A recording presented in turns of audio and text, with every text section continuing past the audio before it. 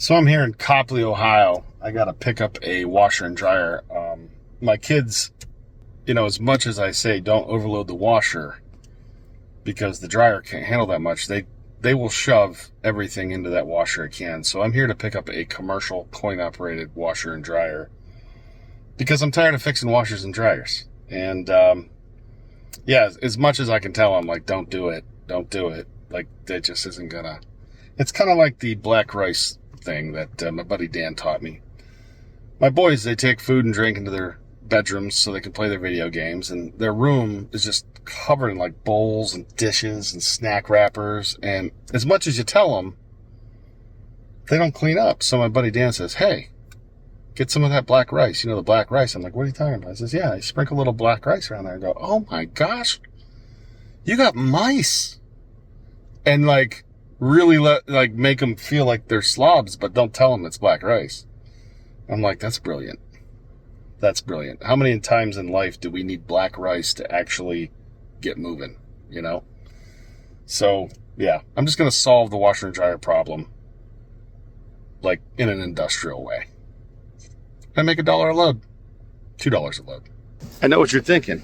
Hey, why would you tell your boys what you're going to do on your YouTube channel? Well, it's simple. They don't watch it. They live with me. They don't need more of this. So Fred was telling me about the Speed Queen brand, and I started researching on Facebook Marketplace since Fred had an appliance repair business for 40 years. He's been telling me about Speed Queen, so I have to do this for Fred. Look at this. So you got the Speed Queen brands, and then there's some other brands, but look at these Speed Queens. That's a big boy right there.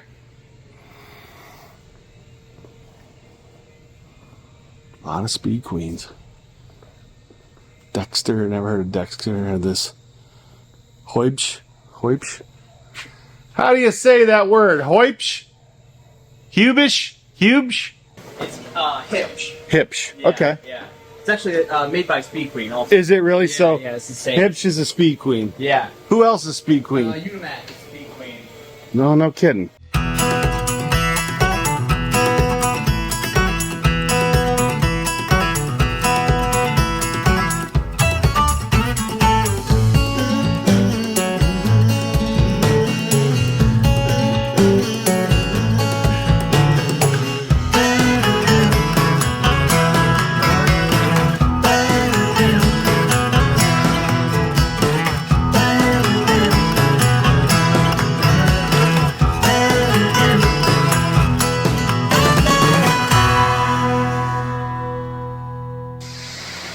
Daniel's here on a special project. Anybody that owns garage doors in a facility with forklifts should own stock in a garage door installing company, right? I don't know. How do I say that?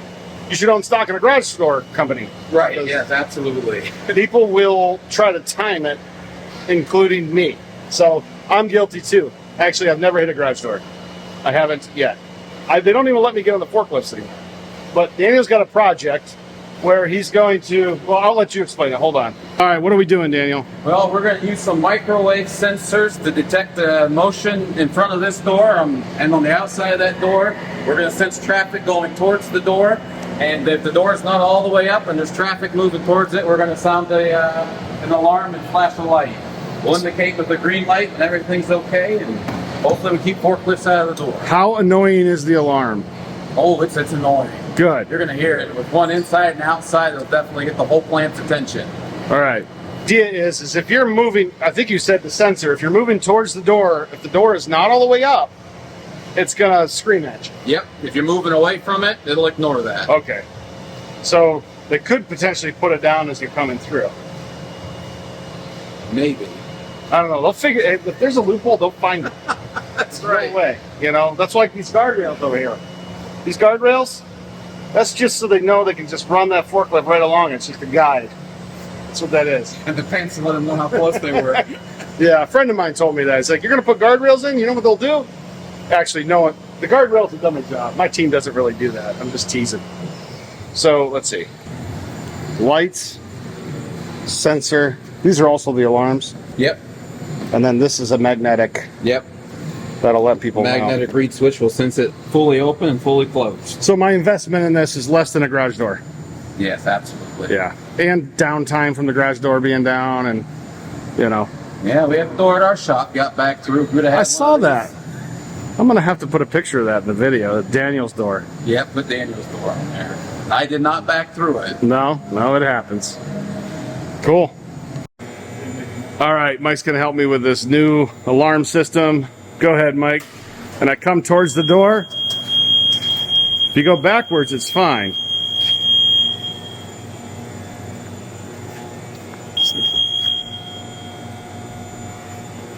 Backwards, it doesn't care.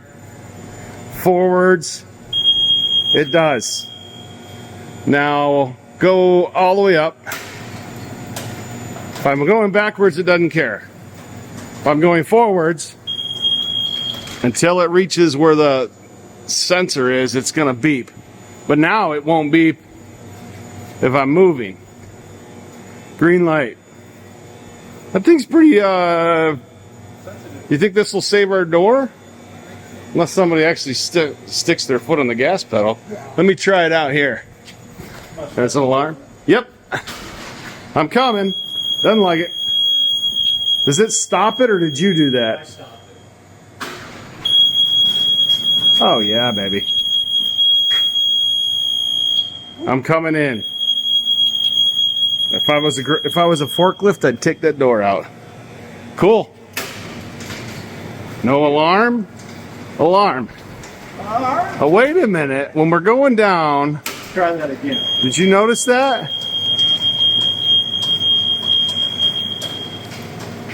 We're going to have to help. Uh-oh. Daniel's got something wrong in his logic. I don't know. Seems to be doing it. How about that? That Daniel, he's a pretty smart guy. Daniel Dismukes. Precision Egg Automation. He's got a garage door saver. It's a door saver. We should sell them things. People would buy them. So there's a proximity sensor here. And there's a proximity sensor at the top, right there, just above the sensor. And what that means is if the door has to be all the way up or all the way down. If you're anywhere in between, it's going to scream at you. That's basically how it's designed.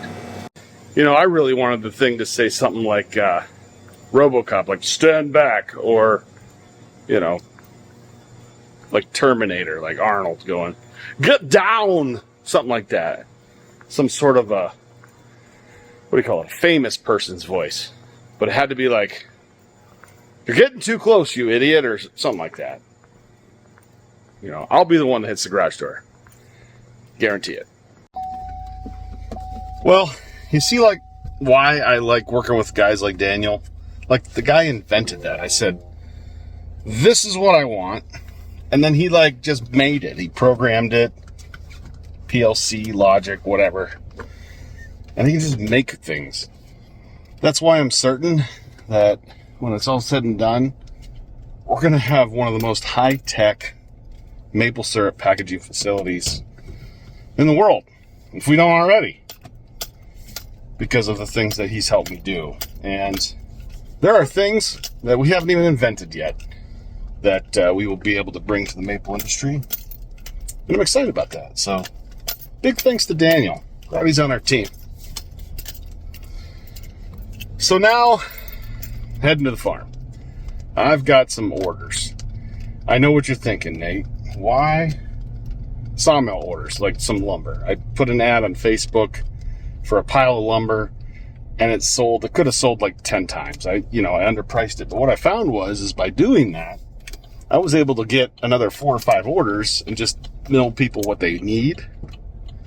And I think like 60 cents a board foot, 70 cents a board foot, depends on how much they need me to do for them. I don't know where that is. I'd be curious to know, you know, when I do an order of 2x4s, siding, board and batten siding, you know, 1x and some siding, like 70 cents a board foot fair. And I've got pine, spruce, hemlock, not a lot of hemlock. Siding's going to be spruce. pine will be most of the 2x4s. Sometimes they're dimensional. Sometimes they are like true 2x4s or 2x10s or whatever the customer needs. But, you know, I know these mills aren't designed for like production milling, but I've got the lumber, I've got the logs to get through, you know that. But yeah, this is kind of like, some people fish, some people hunt, some people golf. I mill logs. I do more work. My hobby is work.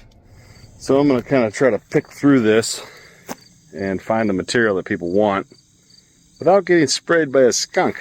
I know he's around here. I can smell him every now and then. The last thing I want to do is take a skunk bath.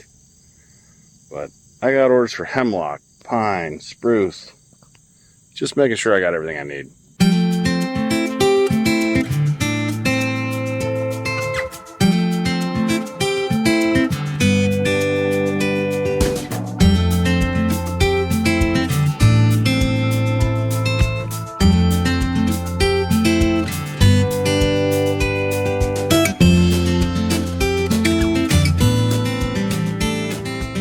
Don't do what I just did.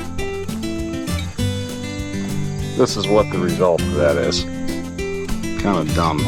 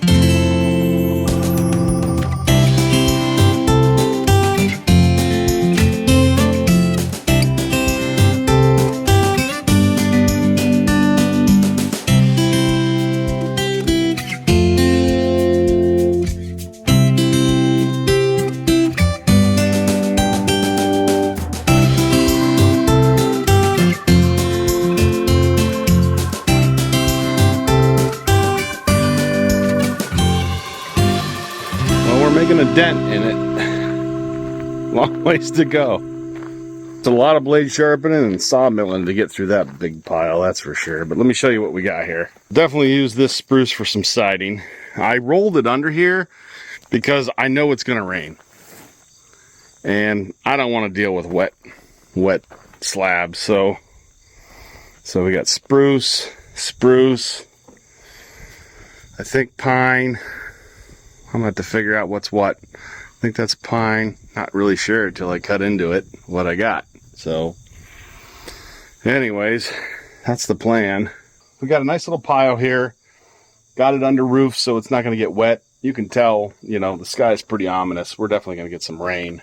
But I didn't want to deal with wet lumber tomorrow. So, 1, 2, 3, 4, 5, 6, 7, 8, 10, 11. There's 12 logs there. I doubt we get through that tomorrow, but for the weekend, that'd be a heck of a weekend getting through 12 logs. You got some big ones, you got some small ones, but that's kind of the plan. I'm going to grab Jared first thing in the morning. We'll get out here and start milling and start knocking through some of the orders. That's the plan anyway, so it'll be a evening for me, blink of an eye for you. So we'll catch you back here tomorrow. Good morning. Guess change of plans. Jared decided that going to a volleyball tournament was more important than helping Dad. And I'm sure at his age, I probably would have done the same thing. My boys helped me a lot more than I helped my dad, that's for sure. So, got a basketball game here, so please hold. Yeah, they were playing basketball in the street. You do that here in Sharpsville. It's a good thing. Yeah, rain last night. I'm glad I got those logs in. Now I've got to run and get some tools. You know, I'm always getting ready to get ready. And sometimes you just got to go forward and work, even if you don't have the right tools and the right this and the right that. But, you know, there's a few things that I really want to grab.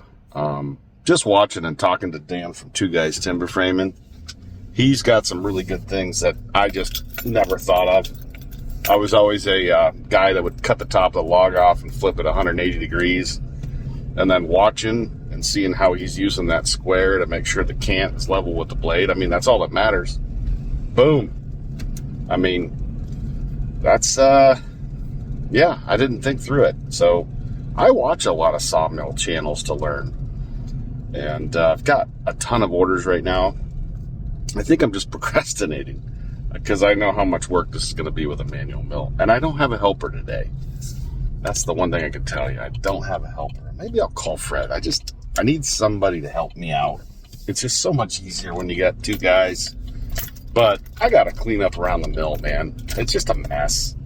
I'm actually heading to Home Depot to grab a DeWalt blower to clean off sawdust. I am going to grab one of those 20-volt chainsaws just so I can cut, you know, branch nubs off and things that get in the way of the mill. But, yeah, I might bother Fred a little bit today and see if he could help me out. A lot to do. Not a lot of time. So today's Saturday. I might get a couple logs milled up, and then hopefully tomorrow with Jonathan, Jared, George, you know, we'll have an army there. We can really get through some things. But, yeah, there's only so much you can do by yourself.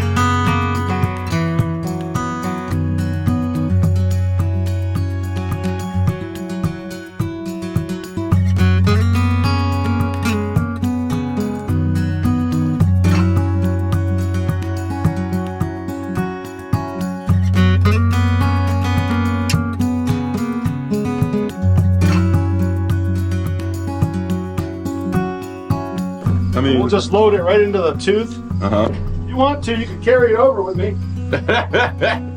It's up to you, bro. Yeah.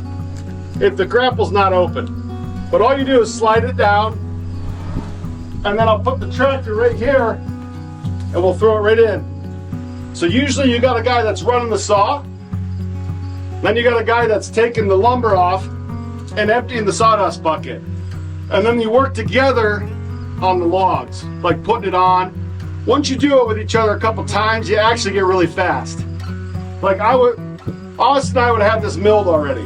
Yeah. But I want to take the time so you know, like, hey, it's going to take a little bit.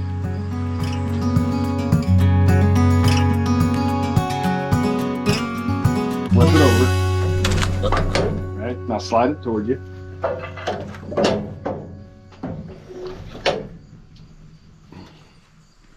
Oh. Yeah, hold on a second. Let me get this down. So I'm going to slide it and then flip it toward you. Oh. Yep. Slide it over. Now, I'm going to go down. It doesn't really matter which way it is on here. Like, all of these log bunks, they don't really matter. Or the log stops. You just don't want to cut them.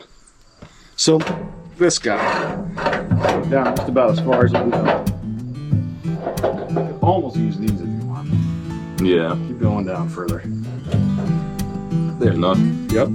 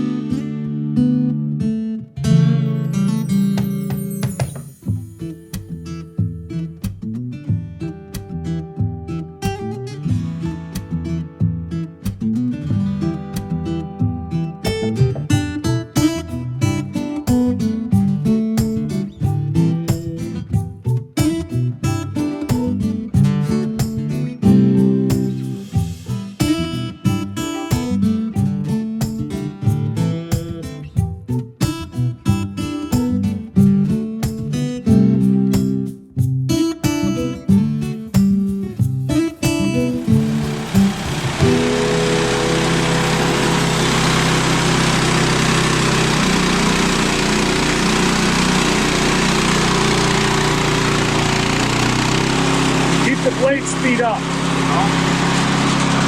Keep the blade speed up. When you hear it bogging down, slow down.